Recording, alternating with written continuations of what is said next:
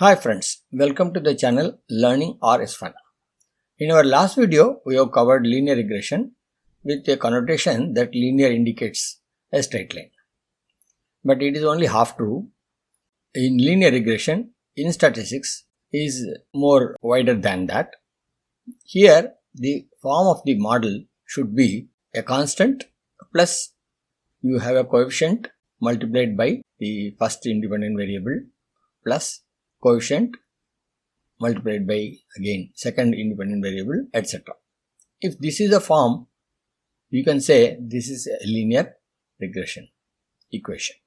If you look at the second equation given here, it is beta naught plus beta 1 x1 plus beta 2 x1 square. So you have only one variable independent, that is x1, and that is also given in its normal form, that is x1 plus its quadratic form, that is x square. It can be cubic also. It can be logarithm of x1 square, etc. So then in this case, the line which you get may not be a straight line. You may get a curve. So a linear regression in statistics may give a curve also. A linear regression or non-linear regression in statistics may give curve. So a linear regression invariably will give straight line. That notion we should remove when we deal in statistics. Okay, having said that, you may be wondering then what are non-linear equations? Non-linear equations are complex and they will not be of this form. You can say if this form of the equation is in this fashion, then you can say it is linear. Anything else is non-linear. Okay. Let's look at the body mass index chart here. Here there is a relation, and that relation gives you percentage of fat is equal to a constant plus you have some coefficient into BMI, that is 3.2 times BMI, minus 0.03 times the BMI square. So you have a square term here. But nevertheless, this is a linear relation because of the form of the equation. And you also see the line is not straight, it is slightly curved. It is considered as linear only. Okay, that is for the purpose of regression. Now how do you know whether we have to go for a linear or non-linear model? Then you have to see the residual plot. If you see the residual plot and the points are all randomly dispersed around the horizontal axis, then you can say a linear regression model is appropriate.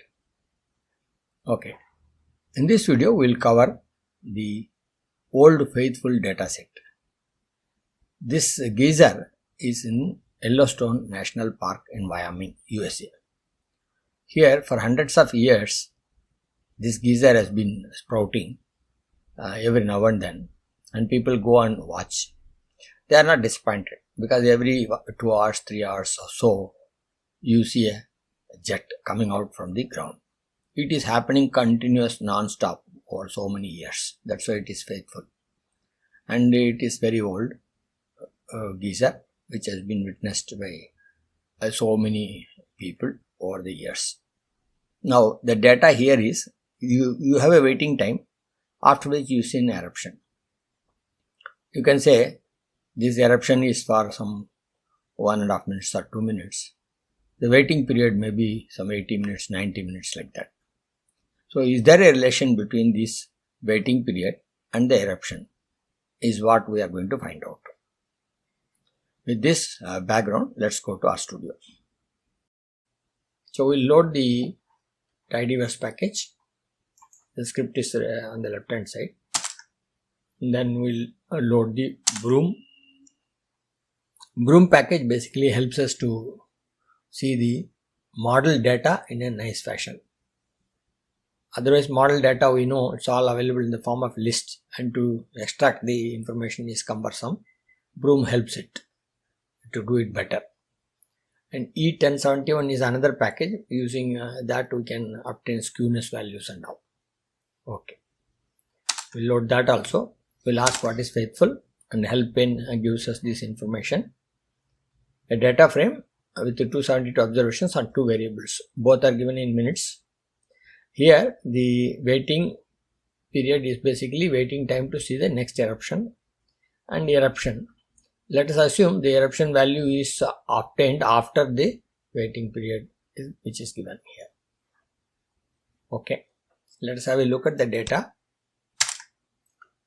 We are having a data like this for 272 observations, and you start off by saying you waited 79 minutes and you got an eruption of 3.6 and so on. So less of the waiting period, the eruption is also less, and it may not be so always. There may be some differences. Okay, now let us look at the plots. We'll draw a scatter plot. Scatter dot smooth basically draws a line also. So we got a line and we got 2 clusters of data. That is, the eruptions are generally lasting between 1.7 to 2.7 or so most of the times, or it ranges from 3.5 to 5. So these eruptions are generally less. Okay. Then we can see there is a line also passing through, fairly indicating that this could be linear. Of course, if you just open up, you see the line is not that much linear. Anyhow, it's only a visualization. Then you can see box plot in which you get, if there are outliers, you will be able to see them. There are no outliers. So generally the data conforms to some pattern. Now we'll see the density plots. For density plots, we'll set the parameters first. That is 1 row and 2 plots. We'll be getting 2 density plots, one for waiting and one for eruption. So we'll obtain the skewness value first. I have set the parameter. Now we'll let us obtain skewness for wait. The skewness function from E1071 helps us faithful dollar weighting, and then we say the decimals should be restricted to 2, and in the round function we say that. So we get skew weight, and then we draw the plot. In the plot we say density faithful data swing, that is, the plot should be a density plot, and then we give the titles. Okay, so we got the plot. Now we also got the skewness as minus 0.41. We see normal trend of the data, wherein you get the values centered around the mean. In this case this is the mean, and for this cluster this is the mean, and the data is closer to that. Also we can color this also if you want, using a polygon function. Similarly we will do for eruption also. The code is almost same, only you have to change the parameter, the variable name, do plot, and then we will do the polygon. So here also we are getting 0.41. Actually skewness value between 0 to 0.5 is okay. Now we have got general understanding that we see a linear function, and then we are able to see the normalcy, and there are no outliers. We will do the model. Now fit LM eruptions as a function of waiting, data is faithful. So we made the model. Let us try to understand the coefficients. There is a function coefficients, and apply that for fit. You get the coefficients, so you can see the coefficients. So you get a waiting coefficient and then intercept coefficient. There are cases where you can interpret the intercept. There are some cases where you can't make meaning out of the intercept. However, waiting we can always interpret. We'll see shortly. Now we'll see the model. By seeing fit also we are able to see the coefficients like this in the formula. There is a method tidy in the Broom package. Using that also you can see it, and that gives a nice representation. Here we get the term, and then it's a table basically. Therefore you see the data type also. Here we get the standard error, and statistic in this case is t, and corresponding p-value. The p-values are very less, that is less than 0.05. Therefore, both these are significant. Now, using this coefficients, we can always predict. So, we can see one example. Weighting is 90. For the value of 90, what will be the eruption time? So, you write this intercept here plus, and you multiply this 90 with the coefficient here. So, weighting. So, you get eruption time. Let's execute this. You get 4.9. And we can see in the data also for the waiting period of 90 whether you have got some eruption times already available. Using a filter, weighting is double equal to 90, you get this many values. So here your eruptions are around 4.7 to 4.4, 4.3 like that, but we got a 4.9. Okay. We can get the summary, summary of the fit. And when you see the summary like this, we see the formula first and then we see the residuals. Residuals are minimum and maximum, and we get a median of around 0.03. That means the residuals are balanced on either side. Then coefficients, we see a coefficient of minus 1.8 for intercept and 0.07 for the weighting, and the corresponding standard errors have been obtained using this data itself. Okay, the standard errors are should be less, so we are also seeing here it's very less, and we get a t value. With the help of the t value, we get the probability, and here we get the probability less than 0.05. That means these coefficients are significant. Then we see a residual standard error 0.49. We want this residual standard error to be as less as possible. And multiple R square and adjusted R square. Adjusted R square comes into being when there are more X values, that is the predictors are many, more than one. And then multiple R square, we get the R correlation value squared. In the case of a simple linear regression with only X and Y, it is just 0.8115. Here, this 0.81 basically indicates 81% of the variation is explained by this model. All these three are goodness of fit measures. F statistic we obtain basically between two models. One the model which we have created, and the other model where there is no relation. That is known as the only intercept model. So for these two models, the variances are obtained, then you see the ratio, you get a F statistics. And that F statistics, because numerator and denominator, you get 2 degrees of freedom, and you get a p-value. And the p-value here is a less than 0.05. Therefore, it also says the model is significant. We can reject the null hypothesis. Okay. Now we'll move on with the code. RC, we can see here sigma function is there. Using that also you can get RC.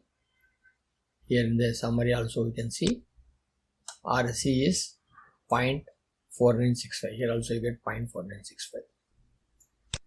Okay. Then R square. From the summary you can take out a member. So summary is a list basically, and in that list you put a member and you write the name of the member. Then you get R square. R square is 0.81, you get 0.81. So you can, instead of listing the whole summary, you can take out a particular value also. For F, again we can use $F statistics. You get that, and the value you got is and denominator. For numerator, you get different degrees of freedom, which is mentioned here as 1 and 270, here 1162, you are getting this. Okay. Now prediction, for using a predict function, you have to wrap the data as a data frame. So weighting value we will say 80 minutes, for which we will predict what is the duration of the eruption. So for that we need to do data.frame, weighting is 80. So you obtain a new data which is a data frame. Okay. Now in predict functions we have to give the new data in the form of a data frame. And fit is your model, and you have to say interval type. That is a confidence interval and then prediction interval. There are two intervals here. For a single value, you do a prediction interval, and for the mean of the sample, you can take the confidence interval. So this is a function, we can use this. Predict, fit, and new data, and interval is confidence. So what you get is the new data, that is weighting of 80 between 4.1 to 4.2. Between these lower and upper values only, your mean will average will be like this. That is, if you waited for 80 minutes today, tomorrow also, day after tomorrow also, like that, and then you take a mean of that mean will be around between this and this. This is the confidence interval. And for prediction interval, generally the range will be higher. So you can see this. So you want to predict for a particular day, you want to predict, I am going to wait for 80 minutes, what will be the duration eruption which I will be seeing. So you can say it is 3.1960 to 5.1. So this range is higher. Okay. So now we'll move on. We'll see the training and testing. So we have already explained this slide. For random selection, we set a C. T index basically is a vector, and what we do is from the sample, that is 1 to 272, we pick up 80% of the values. So 0.08 into this. This is the number of data, and here the range of the data. A sample is made, and that sample is available in T index. If you look at T index, we are able to see the rows of the particular rows which have been selected. And now that will give in the faithful index, and then we say all columns are required and only these rows are required. Then you get the trained data. So this is how you segregate the trained data, which is 80%. Then you can do the test data by just saying that all those other data other than this T index remaining. So you get the test data. So you split the data into train and test. Now let us take the model in the same manner, but instead of using data as faithful, we'll use train data. Okay. So now we can also predict the values for this test data only. Test data is how much? Test data is 55 observations only. On these 55 observations, let us do the prediction and keep the predicted values in a vector. So eruption pred is the name of the vector in which 55 values are there. These are the predicted values. We know the actual values, right? So we can see the difference. And before doing that, let us see the summary. This we have done the model LM faithful, and let us see the model summary. Here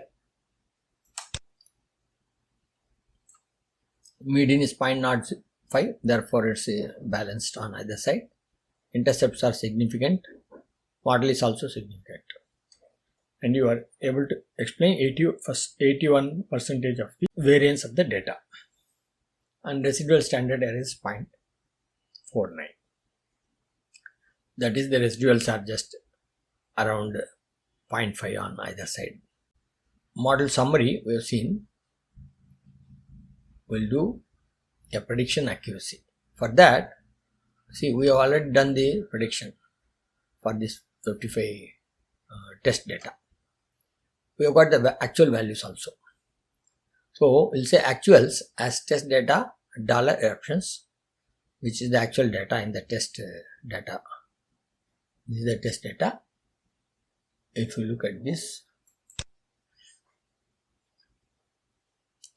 see eruptions and weighting only for 55 sets. So actuals are available, and that actual will keep, this eruption data will keep in actuals, and the predicted data will keep in predicteds, and we'll create a data frame using cbind.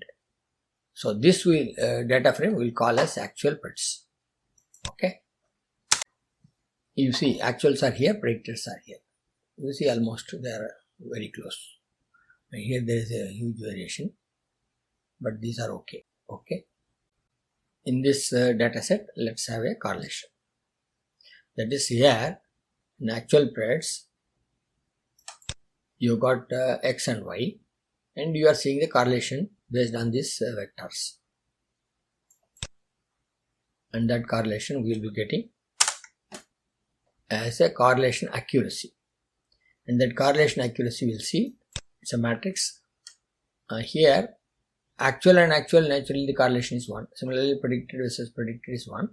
If you see actual versus predicted or predicted versus actual, in any case it is same, it is 0.88.